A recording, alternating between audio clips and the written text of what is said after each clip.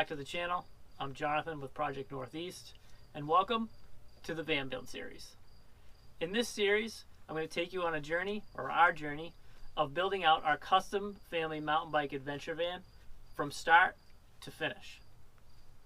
And in this series, each video will be a small piece of our van build.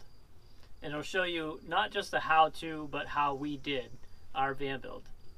If you're watching this, you've probably researched a van build yourself, or you've been interested in one, or it just appeals to you in some way. We researched a ton, or I researched a ton at least, on what van I would pick for different reasons. A lot of people have different reasons what brands they pick, and also, you know, the best ways of doing things, or the best ways how not to do things. There's a lot of information out there, and if you've perused over YouTube on van builds, you can see there's usually a plethora of information. Some of the information's good, some of the information's bad. I tried to take all of that information that I could that was available at the time, combine it all, and then come up with my own layout, my own scheme, and my own build out, and my own kind of engineered way of going about building what I wanted so that it would serve us and serve our needs the way I wanted it to.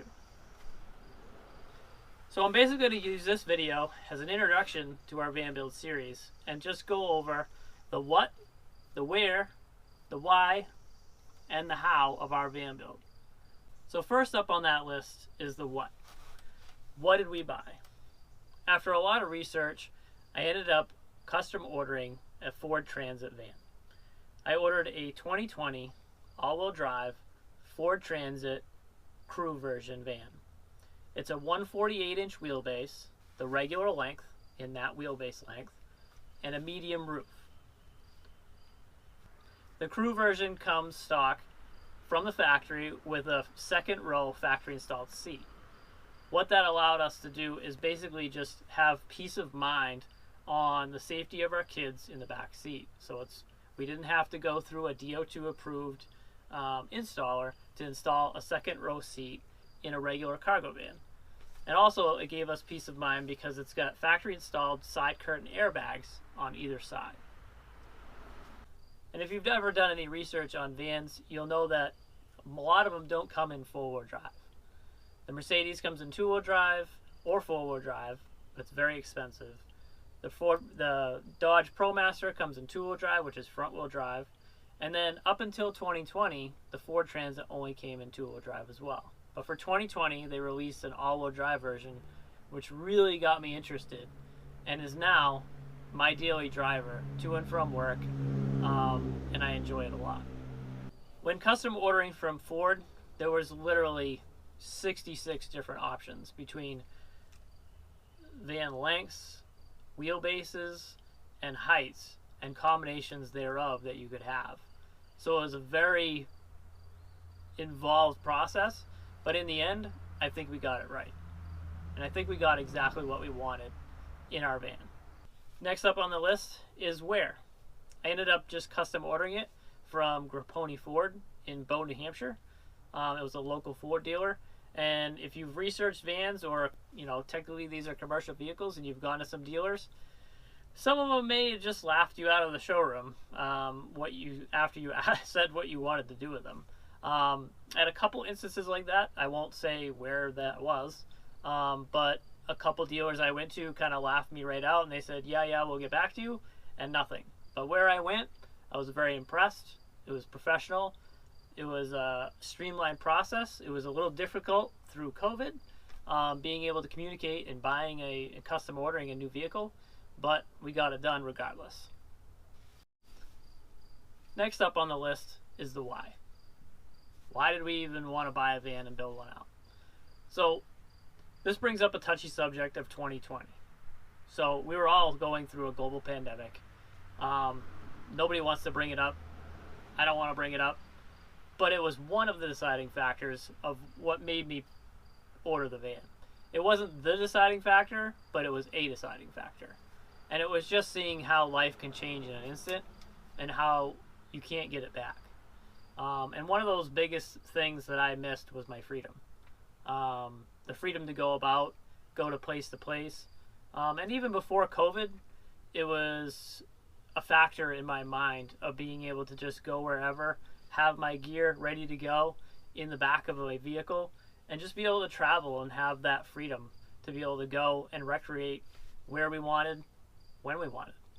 And as a family, it just fit our lifestyle of being able to just go from place to place and have that freedom. And the main deciding factor, honestly, is seeing new places.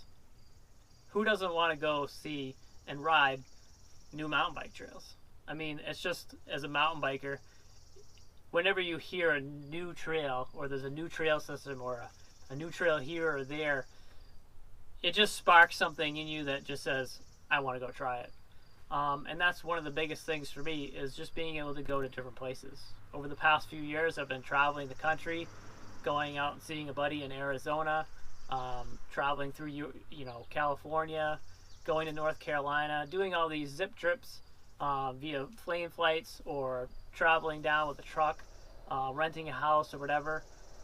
And this just was the idea of freedom and being able to go wherever, whenever.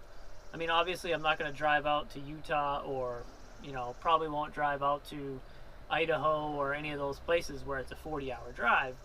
But 10, 12, 15 hour, even a 20-hour drive, if it's within that range, then I can see myself going there, trying new trails, and always searching for that perfect mountain bike trail. So last on the list is how. How are we going to build it up? Well, my design ideas are based on all the videos that I've watched, all the plethora of information that I've weeded through online, on YouTube, watched people struggle, fail, struggle, succeed, and I've come up with my own designs for my van that I think will meet a very modular lifestyle. Just like our lifestyle, where we want to be able to go from place to place, do different things, see different things, I want the van to be able to allow us to change the inside of the van, whatever activity we're doing. So, for instance, right now, I'm in my regular mountain bike mode, my day-to-day, daily driver, where I can just have my bikes in here, even the kids' bikes, all of our gear in here ready to go, drive to a trailhead after work, and go for a rip. With that said, the modularity of my design is basically going to be, everything should be easy. Everything should be movable, everything should be removable, and other than save a few things that are staples in the build that won't have any mobility at all. But the biggest thing is being able to set it up for different activities, for different times, and have it be streamlined. Not have it be a struggle every time you want to do something. And that's kind of where I've come up with, and I think I've come up with some really good ideas. But you'll just have to wait and find out, watch all the videos, and see what you think. Right now, we're about, I would say, about 50% of the way through the build right now, as you can see the van is right now. And we've still got a long ways to go, but I'm really stoked about how it's come out so far. Actually, every time I get in my van, I'm enjoying it more and more. And if you've watched the channel for a while, you've probably seen or heard Carlo Carluccio on the channel quite a bit. And he was one of the first ones in our group to get a van. And he built out his first one, and he built out his second one, up to 11. That's the saying that he has. So he went above and beyond everything that he could think of to fit his lifestyle. It's like a mobile command unit. And we'll come up and we'll do a video on his van coming up soon, because honestly, a lot of the stuff in his van was the inspiration for a lot of my design. Even though it's a lot different, it's not even the same van. His is a Sprinter, mine is a Ford, and there's reasons why I bought mine versus went with a Sprinter, but it was definitely inspiration. And so we'll see how it goes. Watch all the videos, see what you think. Let me know down in the comments if you get any questions. I'm always happy to help anybody. Just like I have asked a million questions through this process, ask me anything you want. I'll try and help you as much as I can to make your own van build a success for you.